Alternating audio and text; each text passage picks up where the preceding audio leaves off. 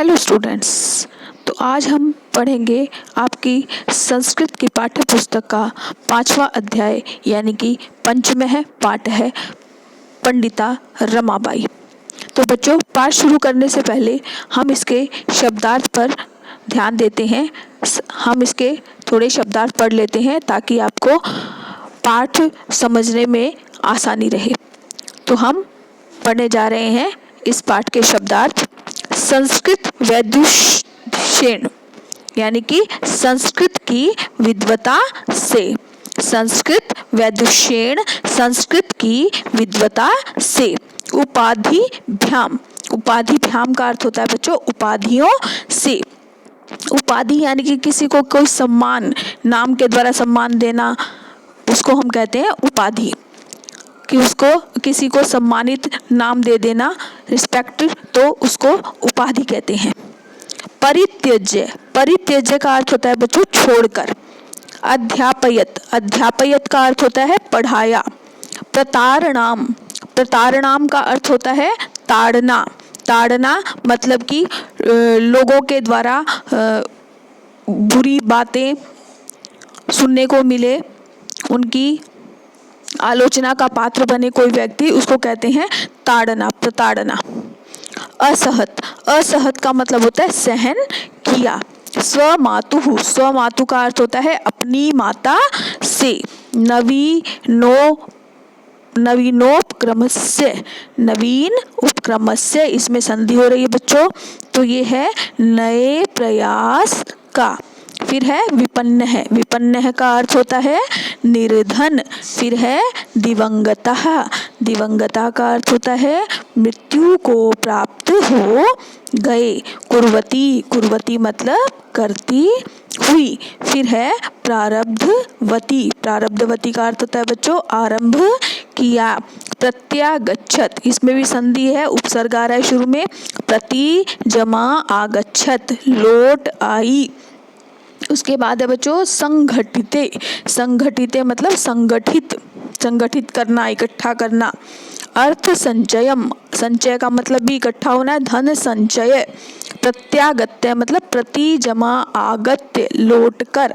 फिर है मुद्रणम, मुद्रणम का अर्थ होता है बच्चों छपाई। फिर है टंकणम, टंकणम का अर्थ होता है टाइप करना। फिर है निराश्रिता, निर और आश्रिता, इसमें भी निर उपसर्ग आ गया है। निराश्रिता का मतलब होता है बेसहारा। उसके बाद है यापयंती, यापयंती का अर्थ होता है बिताते हैं या बिताती है। उसके बाद है अवदानम, अवदानम मतलब योगदान। अब बच्चों शब्दार्थ समझ आ गए होंगे। अब हम शुरू करते हैं अपना पंचमः पाठ है पंडिता रमाबाई। तो बच्चों पंडिता रमाबाई का नाम आपने सुना होगा कि पंडिता रमाबाई है, बहुत बड़ी संस्कृत की विद्वान विदुषी हुई है और उन्होंने समाज की बुराई जो है, रूढ़िवादी परंपराएं हैं, उनको ठोकर मारकर स्त्रियों की शिक्षा के लिए, स्त्रियों का विकास करने के लिए, उनको जीवन में आगे बढ़ाने के लिए उन्होंने बहुत से कार्य किए हैं। और सबसे बड़ा योगदान इसमें उनके पिता और माता का रहा है, क्योंकि उनके पिता भी ऐसे थे जो उनको हमेशा प्रेरित करते रहते थे, क्योंकि उनके पिता ने ही खुद समाज की रूढ़िवादी परंपराओं को तोड़कर अपनी पत्नी यानी कि रमाबाई की जो माता जी हैं उनको संस्कृत भाषा का ज्ञान दिया था। तो उन्हीं से प्रेरणा लेकर रमाबाई ने भी इसी नक्शे कदम पर, अपने जो है माता पिता के नक्शे कदम पर चली और आगे जाकर उन्होंने स्त्रियों के लिए बहुत से अच्छे कार्य किए। तो हम शुरू करते हैं अपना पाठ पंडिता रमाबाई। रमाबाई संस्कृत वैदुष्येण पंडिता सरस्वती इत्यादि इति उपाधिभ्याम विभूषिता।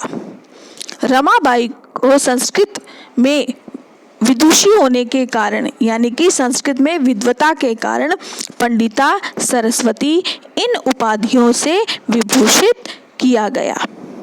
सा वह 1858 तमे ख्रीष्टाब्दे जन्म अलभत। उनका जन्म 1858 ईस्वी में हुआ, अलभत। तस्याः पिता, उनके पिता, अनंत शास्त्री डोंगरे माता च, और माता लक्ष्मीबाई आस्ताम। उनके पिता अनंत शास्त्री डोंगरे और माता लक्ष्मीबाई थी।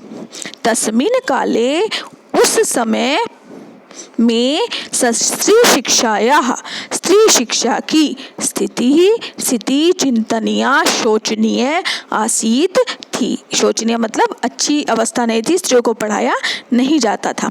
तस्मिन् काले स्त्री शिक्षायाः स्थिति चिंतनीय आसीत।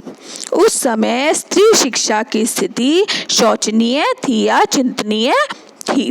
स्त्रीणां कृते संस्कृत शिक्षणं प्राय प्रचलितं न आसीत्।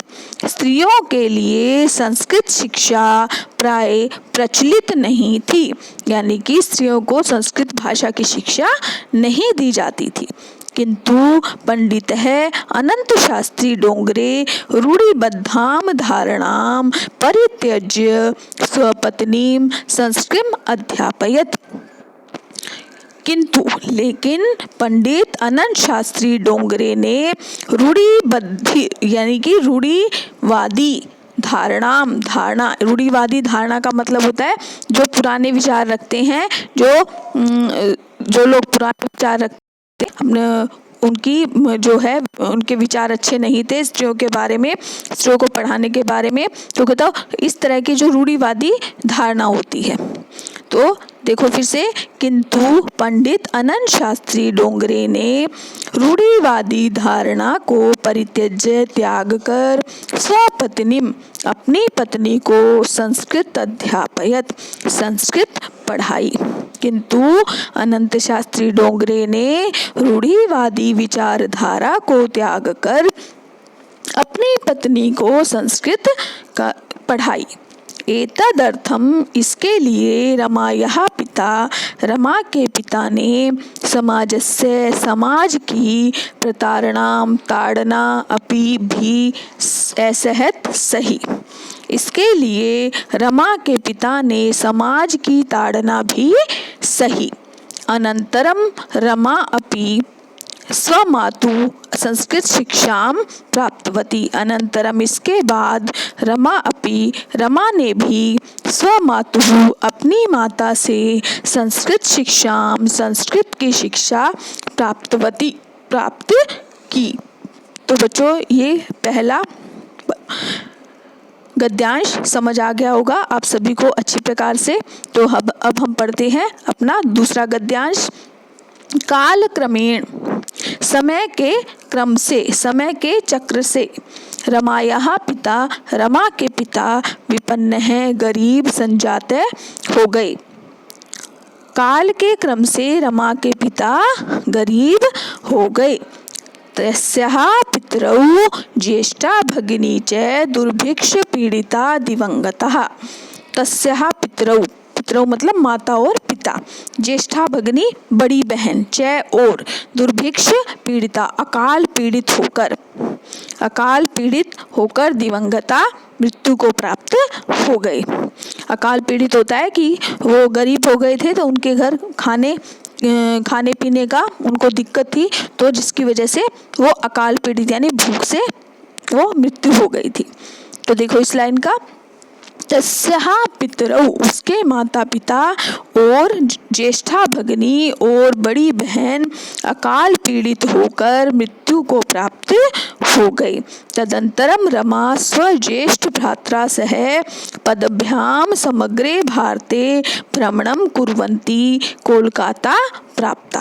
तदंतरम इसके बाद रमा स्वज्येष्ठ भ्राता अपने बड़े भाई के साथ पदभ्याम पैदल ही समग्रे संपूर्ण भारत में भ्रमणं कुर्वती भ्रमण करती हुई या घूमती हुई कोलकाता प्राप्ता कोलकाता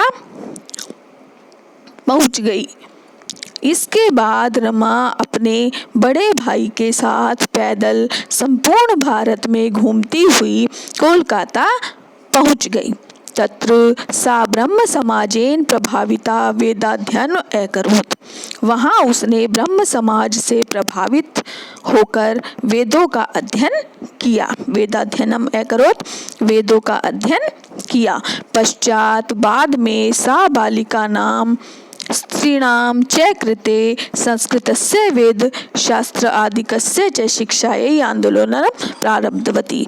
पश्चात बाद में उसने बालिका नाम, बालिकाओं के लिए, लड़कियों के लिए, स्त्रीणाम च और स्त्रियों के लिए, संस्कृतस्य संस्कृत की, वेद शास्त्र आदिकस्य और वेद शास्त्र आदि की, शिक्षायै शिक्षा के लिए, आंदोलन प्रारब्धवती शुरू किया।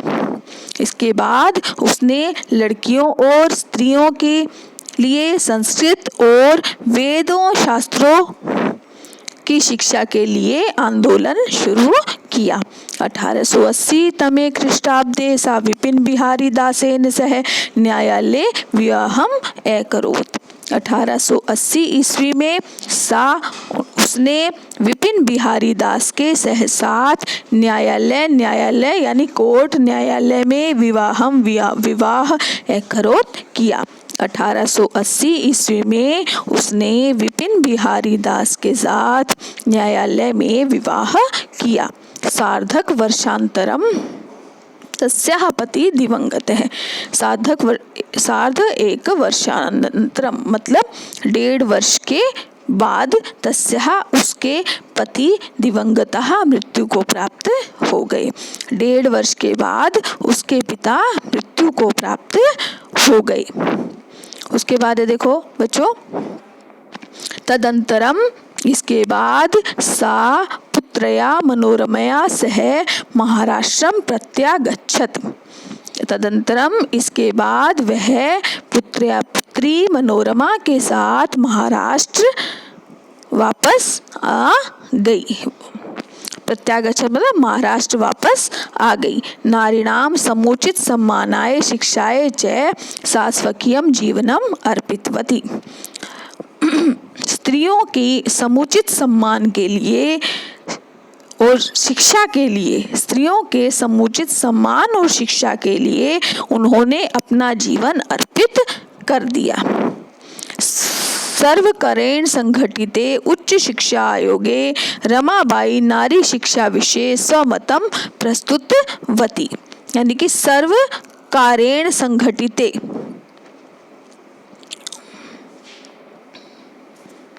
बच्चों हम ये पाठ आगे नेक्स्ट वीडियो में पढ़ेंगे, तो आपको जहाँ तक ये पढ़ा दिया है वो आप अच्छी प्रकार से पढ़ लें। इसके जो शब्दार्थ है उनको पहले समझें, उसके बाद पाठ पढ़ें और इस पाठ को हम पूरा करेंगे अपने नेक्स्ट वीडियो में।